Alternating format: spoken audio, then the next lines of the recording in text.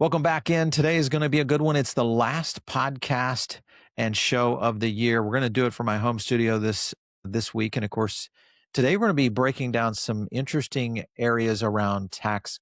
I won't say guidance, but at least strategies. And this is going to be coming with an expert today who's been on our show before.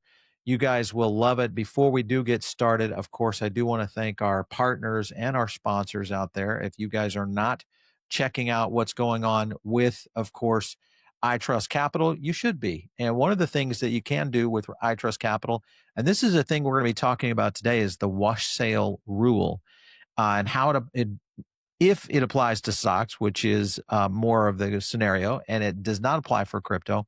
But if you're holding a crypto ETF, a little different place. So you guys, of course, can start to participate in crypto IRAs by, of course, joining over at iTrust Capital. Very easy. They, of course, do a lot of articles and education. Give you a good example of this. I tweeted this out this morning, just showing you kind of the differences between Bitcoin, Ethereum, XRP, and others. That is more under property. So it takes on a different tax alignment versus securities. So check it out. If you haven't called your tax attorney or your tax person, you should always do that. But the number one thing you should be looking at is getting into a full-blown crypto IRA. You can do that over at iTrust Capital. Very easy to do, set up, no fees. You only pay for what you trade on.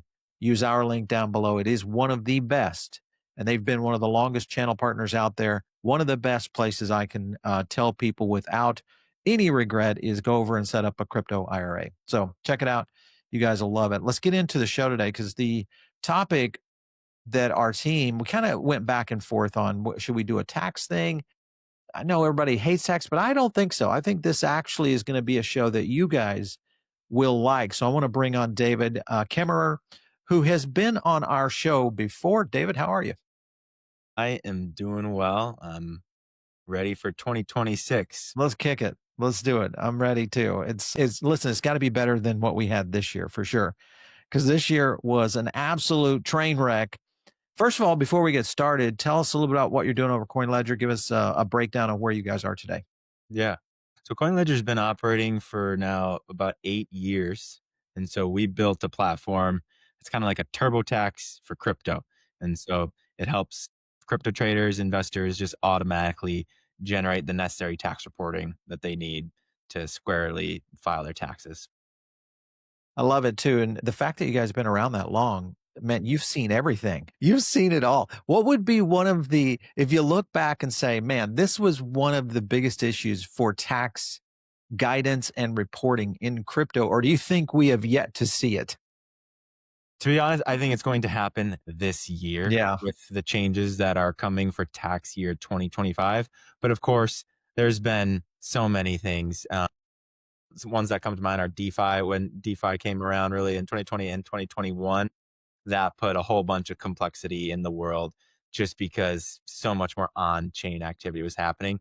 But like I said, I think this year with 1099 DA and the per wallet tax reporting requirements that are now in place here in the US, it's going to cause, unfortunately, some complication, a little bit more friction for the everyday investors to accurately report their gains and losses. And so that'll be a big deal. Okay, so explain the per wallet requirement that goes into effect in 26. Yeah. So essentially, historically, most crypto investors, accountants, and tax software providers reported your gains and losses on a universal basis. And all that means is if you had a Coinbase account, a Ledger wallet, maybe a Kraken account, from an accounting standpoint, we could combine all those transactions into a single ledger. So then when you sell, trade, or dispose of crypto, we can calculate all of that gain loss as if it all occurred within a universal ledger.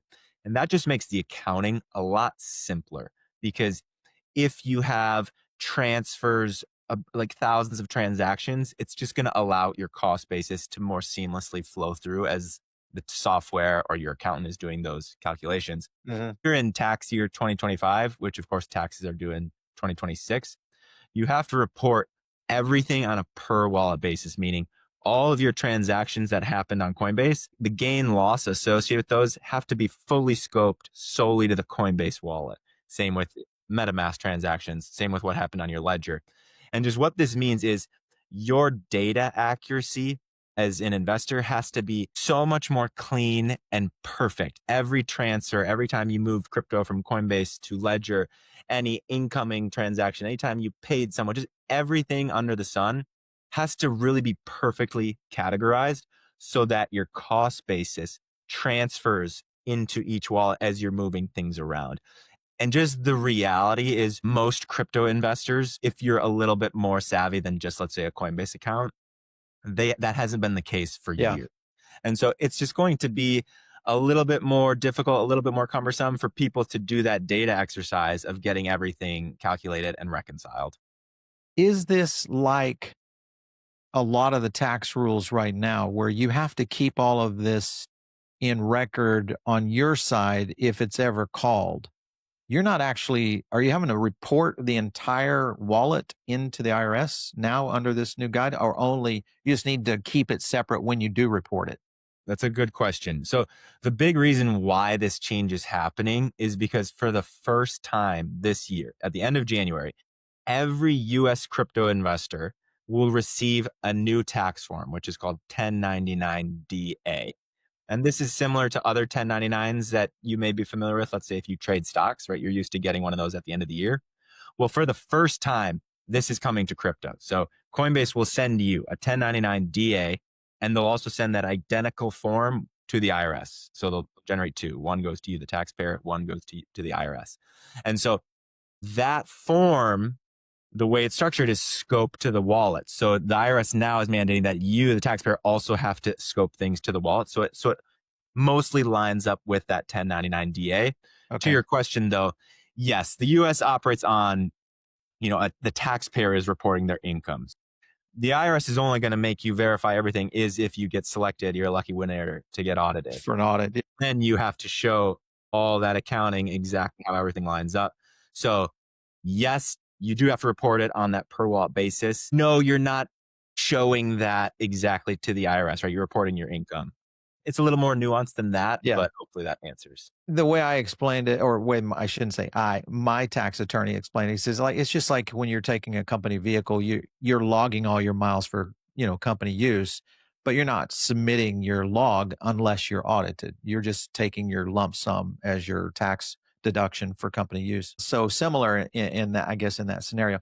Talk to me about because this gets kind of interesting when, and I think I saw you talk about this on a podcast where Coinbase is not, they're reporting out this DA to the 1099 DA based on the full amount. They don't show it as your profit that you gained, like you would see on a tax report coming from Robinhood or from, Schwab or somewhere like that. Why is that the case here? Yeah. So that's the biggest problem really this year is because the IRS, the industry told the IRS how much of, I don't know if I can swear, but a shit show this is going to be for taxpayers. Yeah. And so as part of this transitionary period, the IRS said, okay, in tax year 2025, Mr. Exchange, Mr. Coinbase, I'll only force you to report the proceeds for all of your customers' transactions, which is just the sale price. Let's say I sold one Bitcoin on Wow. Coinbase.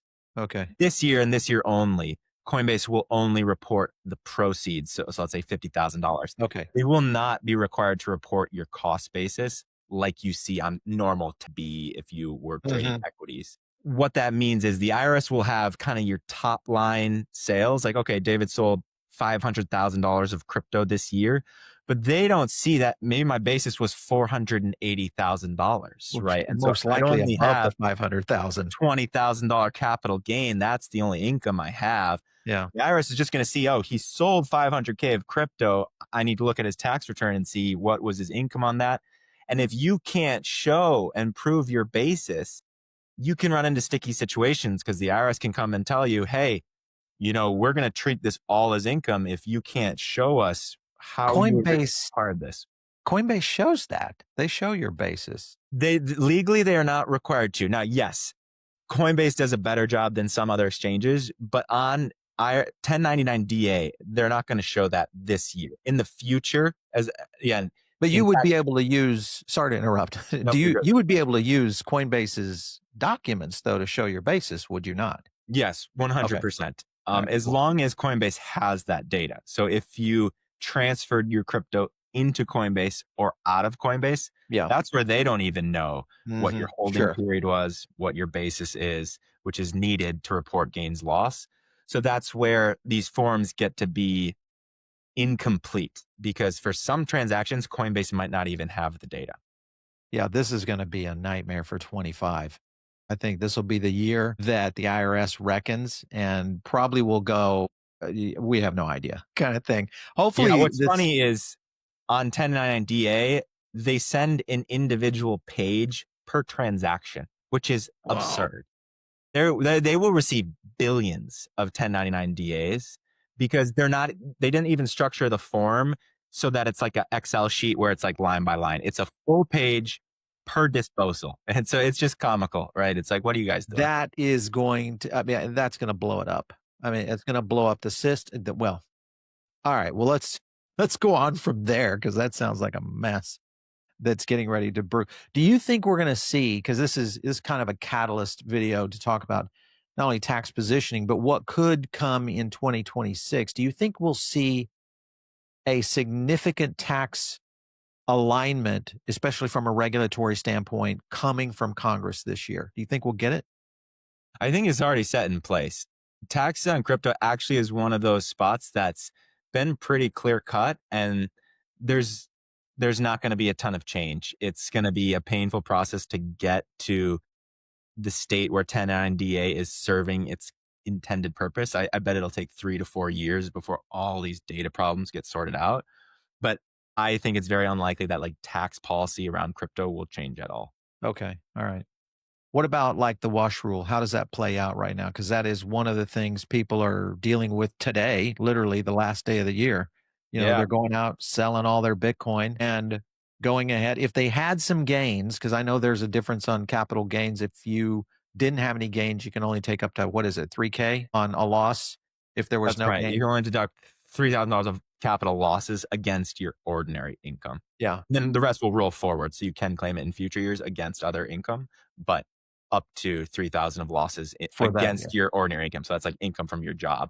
It nets unlimited against other capital gains. Yeah. So if you have capital gains that maybe because most people that bought crypto this year, if you're in Bitcoin, Ethereum, XRP, almost every token out there, you're probably down right now if you purchase this year, unless you may have got, some of the highs or lows. I mean, there's some nuances there, but a lot of people that maybe purchased in 23, 24 and are taking profits, they've got some capital gains. So there is an opportunity if they did have some to be able to get full exposure to a true tax loss harvest scenario that plays out. And the wash rule, of course, if you're in that position, as I understand it, tell me if I'm wrong, is you can sell it today, December 31st, as we're recording this, rebuy it on January 1st. It's a new acquisition, and I can take that harvest for last year.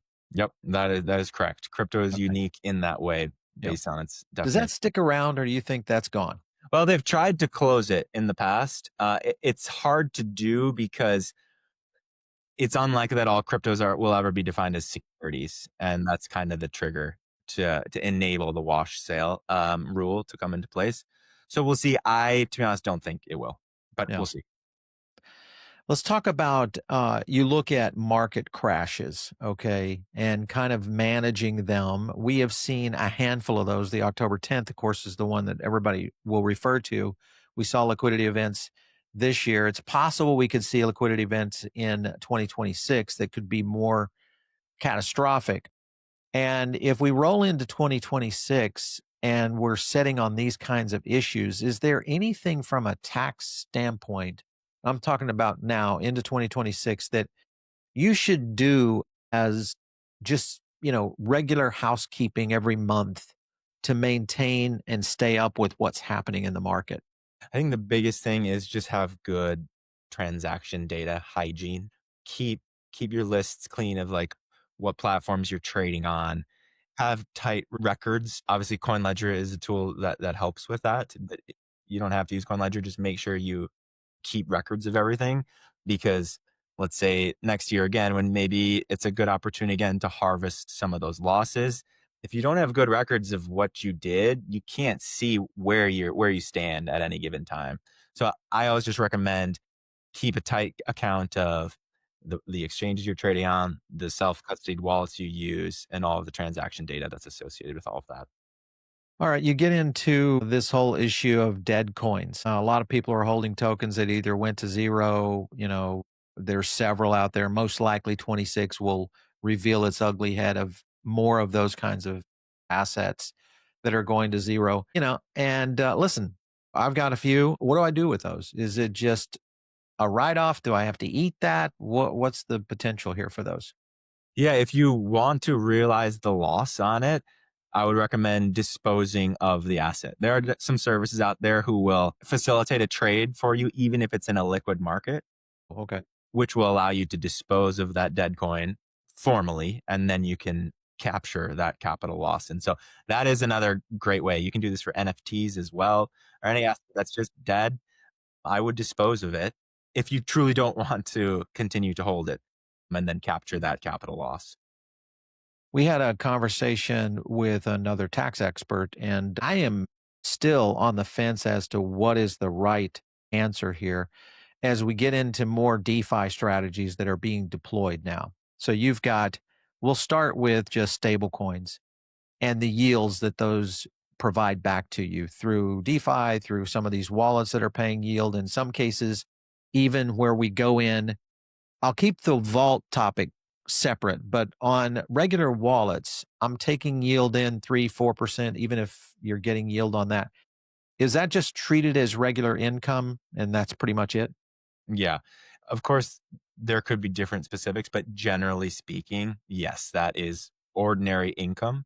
So it's just like treated as the same as income you earn from your job. And the income you recognize on it becomes the basis in that property moving forward. So if All I right. just simple earned one XYZ token and it was worth $10, I would recognize $10 of order. And then if I sold it later for $20, then that's a capital gain of $10. Yeah. Yeah. Okay. So you get into this whole issue with vaults and you're not actually transferring your asset in there. They're giving you a token that is a receipt, essentially. Does that equate to a taxable event? And for the gains that I get in that vault, in that receipt, if I don't sell them, are they gains or am I just taking that as income? How does that work?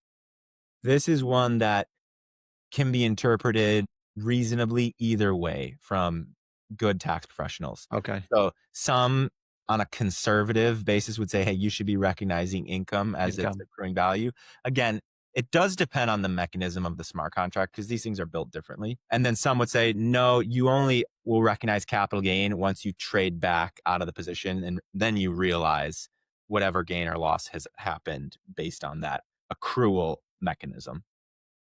So that one is tough. I can't be like, it's this way, Yeah. right? It can be either. And You could that, defend against it if you were yeah. And it trying just to depends what hold type it. of position you're comfortable taking on your tax return. Some people want to take an aggressive position and their Mhm. tax professional says, yep, you're good, right? Sign that tax return. So I'm like, nah, I'll do it the other way. Yeah. Most of these are, stablecoin, tactics that are being held in some of these vaults at fairly significant yields. So in some cases, if you're holding USDC Tether, even RLUSD, I saw this the other day with RLUSD jumping into almost 10% yields on what they were getting. Again, this is a receipt for that if you ever make that swap back. So that's when, and I don't know. I had Mark Kohler on, we talked about this at depth, and I kind of disagreed with him because I said it's just not a sale. And I'm not, it's like any other asset that I haven't sold, and I haven't transferred it. I still have the asset. It's just, tied into that vault. It's kind of like a loan, I guess, in a way. Let's talk about loans because you've got Morpho on Coinbase. We're seeing this explosion with crypto lending right now. How and what should I be doing around my crypto loans? Are my service fees, interest tax deductible? Do I have any kind of benefits of crypto loans besides, the market benefit? Yeah.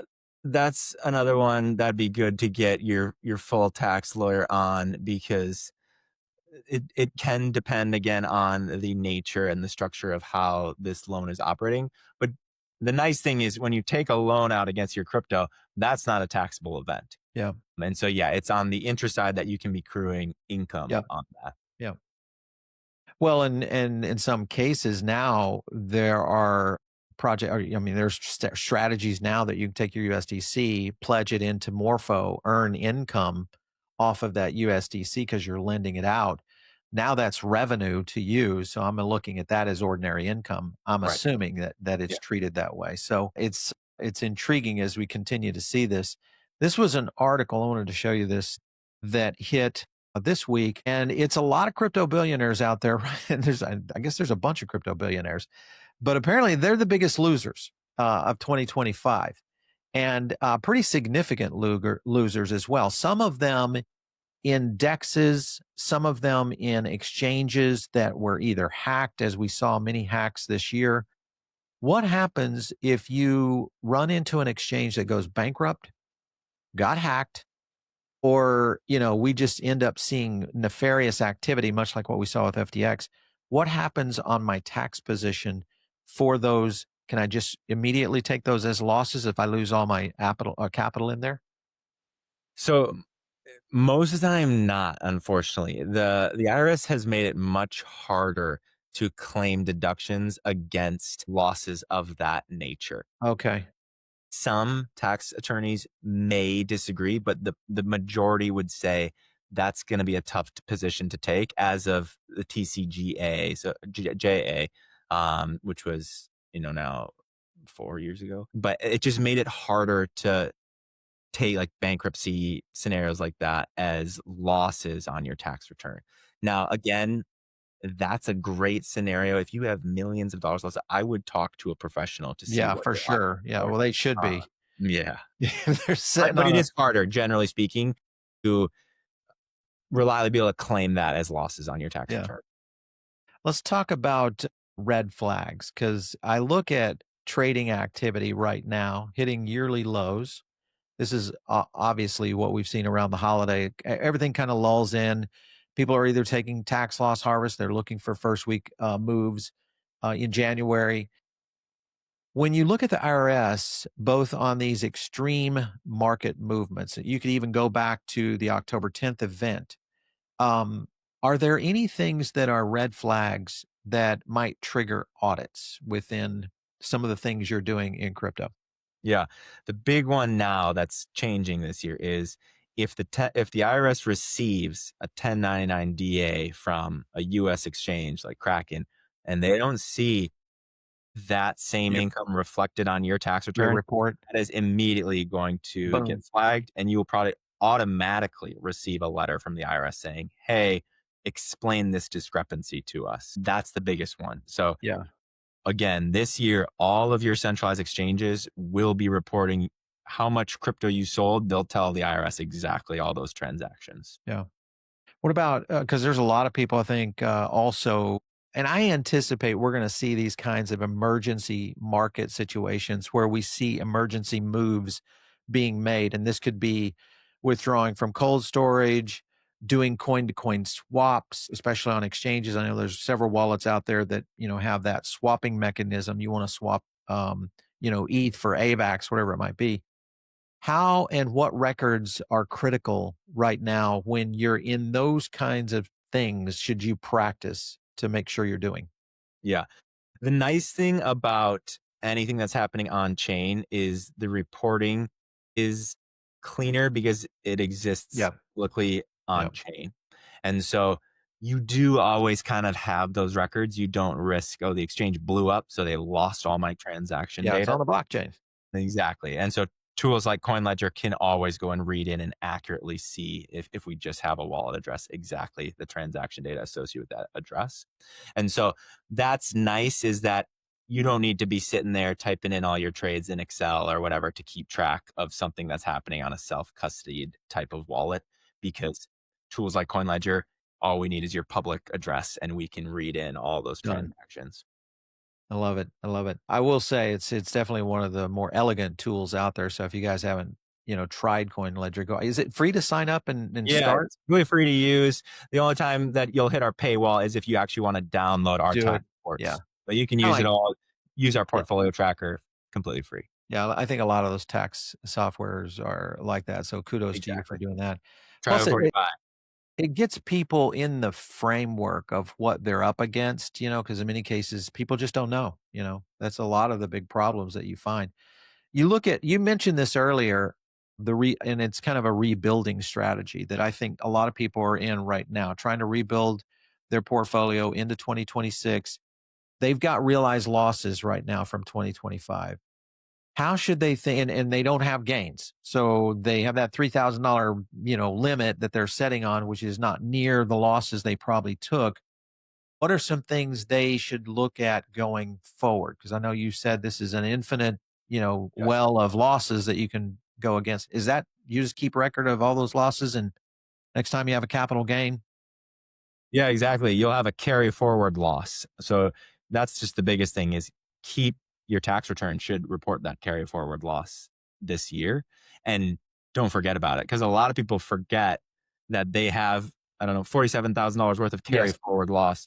So when you do eventually sell your Bitcoin to do whatever it is in your life that you need to do or whatever, that carry forward loss can essentially take your tax bill to like zero in the Yeah. future. So the Right on. recommendation is just keep records of that carry forward loss and know the amount of carry forward loss you have because then in Is future, that unlimited? yeah, yep, you can I mean, carry as far forward. if it took me 10 years, Yep. you could use it. Wow. That's pretty crazy. I just wonder if the IRS is gonna be, hitting that.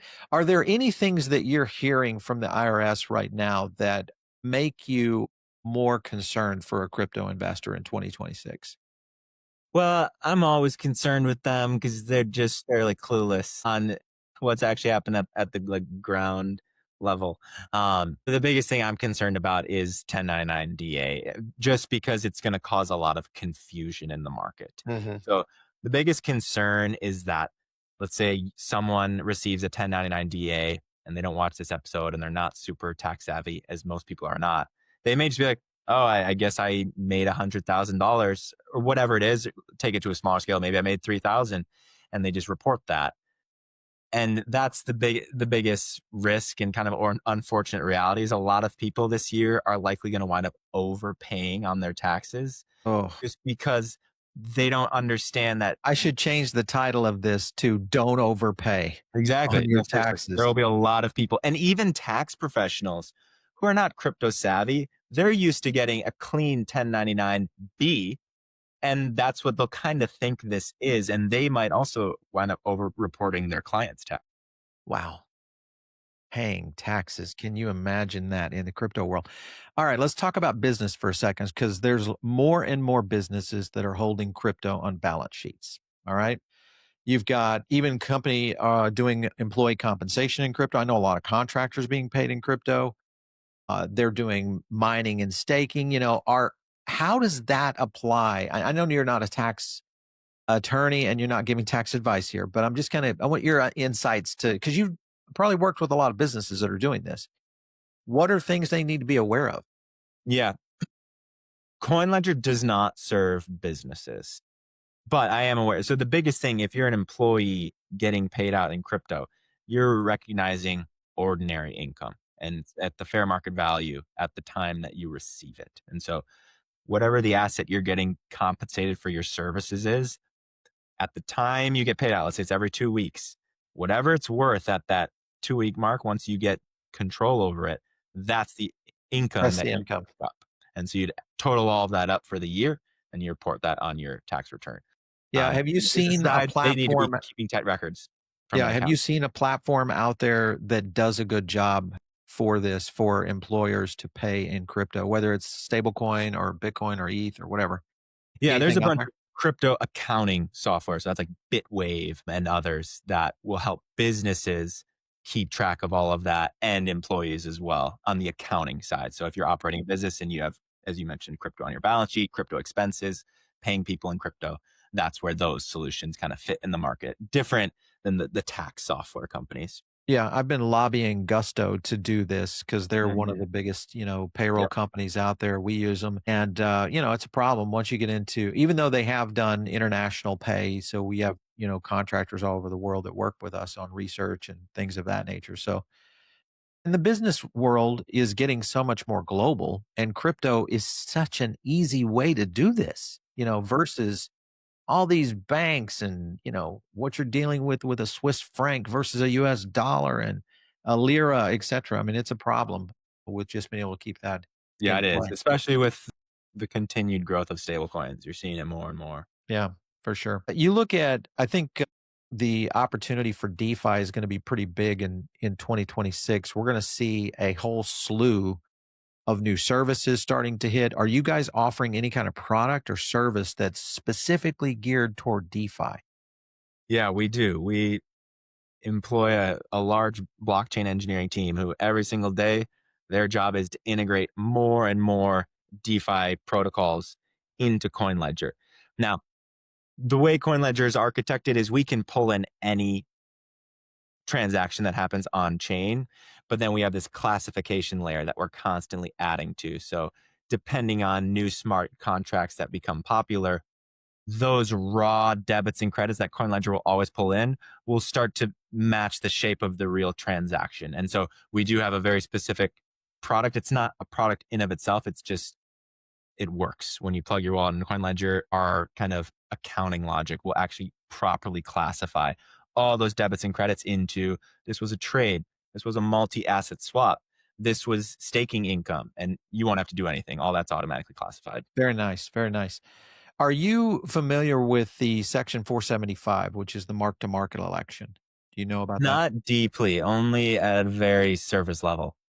It is one that I'm exploring.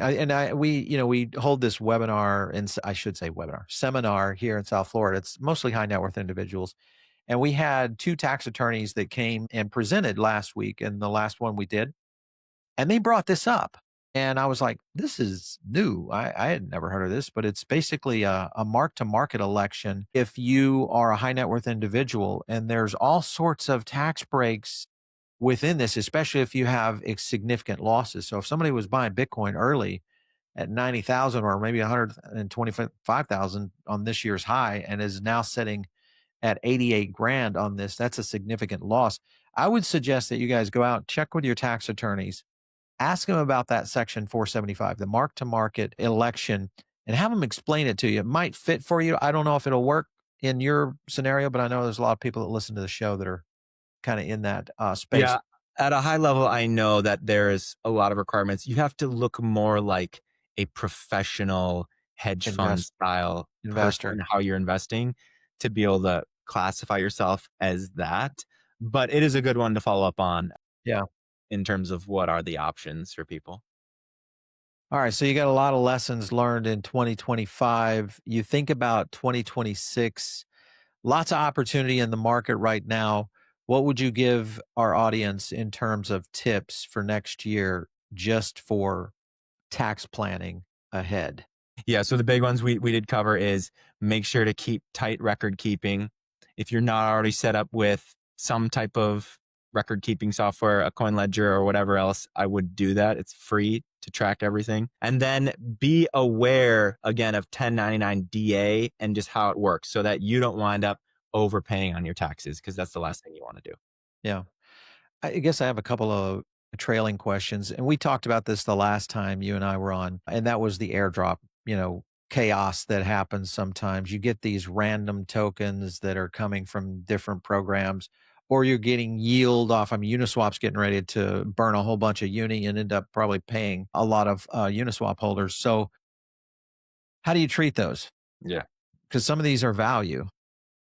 Yeah, that's the one, to your point, can be tricky part because when you receive an airdrop and take control over it, that is ordinary income at the fair market value Okay. at the time you receive it. And what becomes problematic is, let's say I received 10 uni and just let's say it was worth $10,000. If I hold that and then 6 months later I sell it when it's worth 2,000, I have ordinary income of 10,000 and a capital loss of 8,000. And again, as we mentioned, your losses can only deduct up to $3,000 of ordinary income. And so that's where people can get into trouble, because if you received an airdrop and it goes down a ton in value, Yeah. you still owe taxes on the fair market value at the time you Terrible. received it. It's Yeah. an unfortunate reality, and there's been a lot of people who have tried to get that changed unsuccessfully. I do believe there's a chance that does change in the future, though. I mean, some of these NFTs have gone from 50K, they're worth $500 right now.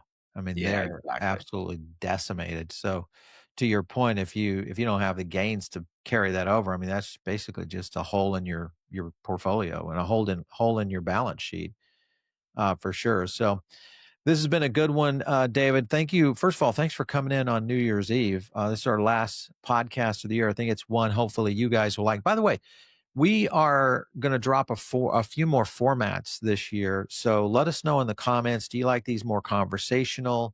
Do you like more of the news roundups? Give us some insights of what you guys are watching, listening to out there. David, thanks again for coming in. We appreciate it. Yeah, thank you. All right. We'll see you guys next time right here on the PB Show. Take care.